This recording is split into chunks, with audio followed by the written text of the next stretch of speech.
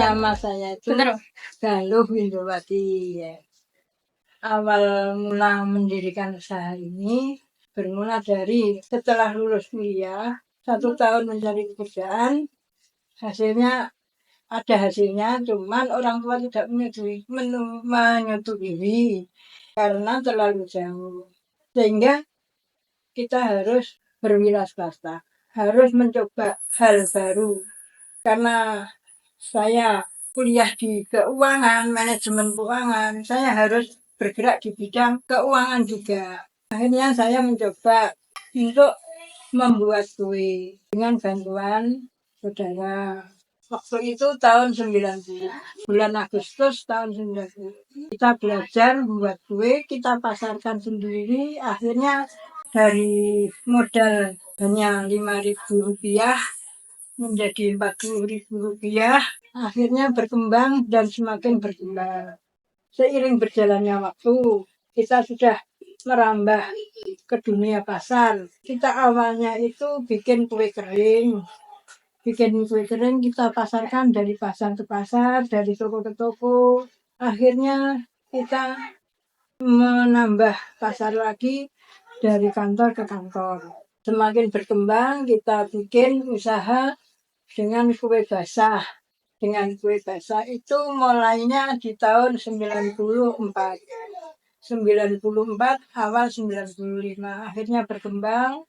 Kita awalnya itu bikin kue kecil-kecil. Jadi saat itu kue kecil-kecil, kue mini itu tercipta. Kita yang menjadi pionir di Tuban saat itu tahun 94. Lalu kita pasarkan ke kantor-kantor.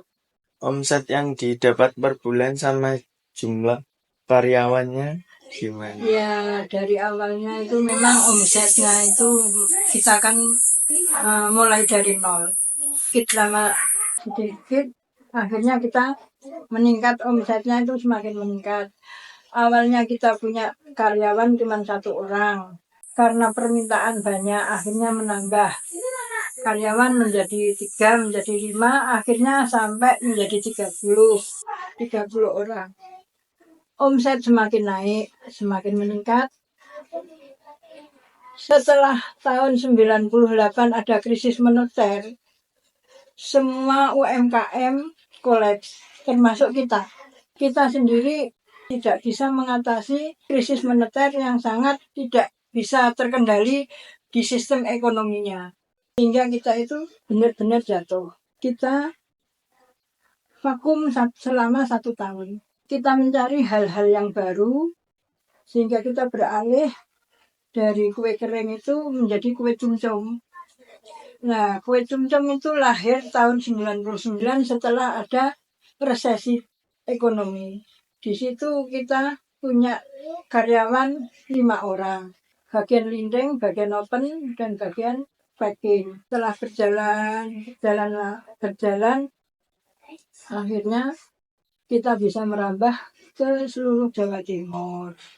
Harapan ke depan buat toko ini sama faktor-faktor yang membuat toko ini jadi berhasil itu apa saja? Ya, keberhasilan itu tidak terlepas dari ikhtiar dan doa.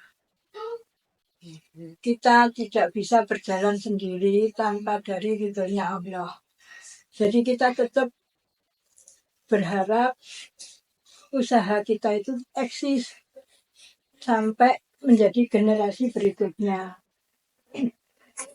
Dengan cara apa? Kita itu harus yakin betul bahwa rezeki itu bukan karena kita giat bekerja, tapi karena kita juga giat berdoa, memohon sama Allah supaya usaha ini tetap langgeng, tetap berjalan dengan ridhonya Allah sampai ada generasi penerusnya. Pernah ada hambatan dan gimana cara mengatasi hambatan itu yang pernah terjadi yang pernah dialami? Kalau masalah orang dagang itu pasti ada plus minusnya, ada banyak kekurangannya, ada kesalahan yang tidak kita sengaja, terjadi salah fatal, itu juga ada pernah. Tapi dalam hal itu kita harus kembali kenapa terjadi kesalahan, apa penyebabnya. Jadi kita mencari penyebab dari kesalahan itu sendiri sehingga kita bisa memperbaikinya di dalam memproduksi, di dalam memasarkan, di dalam membina customer. Kita harus bisa memperbaiki sehingga customer percaya dengan produk-produk kita. Tips yang dilakukan untuk mencapai kesuksesan menjadi pengusaha sama gimana saran untuk kaum muda dalam usaha membangun jiwa wirausaha. Harus mandiri, harus ulet, harus tekun, jangan pantang menyerah, jangan mudah putus asa. Semua itu sudah diatur sama Allah. Jadi kita pegang teguh keyakinan bahwa Allah lah segala-galanya. Di atas kesuksesan ini adalah Allah. Kalau nggak ada peran dari Allah, kita nggak bisa apa-apa. Makanya anak-anak muda harus semangat belajar. Harus semangat untuk mencoba hal-hal baru yang penuh dengan tantangan. Jangan putus asa. Kalau misalkan ada masalah dalam satu produk atau masalah dalam pemasaran atau masalah dalam hal-hal yang lain, kita kembalikan sama Allah. Kita berdoa, kita memohon untuk diberikan kemudahan untuk mencari jalan keluar dalam satu permasalahan. Harapan kami anak-anak muda sekarang itu harus punya jiwa wira swasta.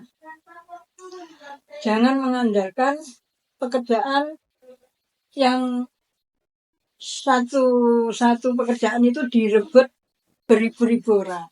Jadi harus punya skill memperbaiki skill, menambah pengetahuan tentang wira swasta, wirausaha.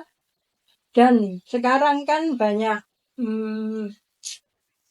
resep-resep yang sudah dibuka lebar di YouTube ya. Jadi itu bisa untuk acuan para generasi muda untuk membina untuk membuat suatu usaha dengan kreativitasnya sendiri, dengan keyakinan dan semangat bahwa semua yang kalau kita coba, kalau kita yakin dengan keyakinan itu, insya Allah semuanya akan berjalan. Tapi tetap harus punya keyakinan bahwa Allah lah yang menolong kita, yang memudahkan segalanya. Sehingga usaha ini menjadi besar, usaha ini dipercaya sama masyarakat, diterima sama para konsumen di luar. Ya itu karena kita punya keyakinan.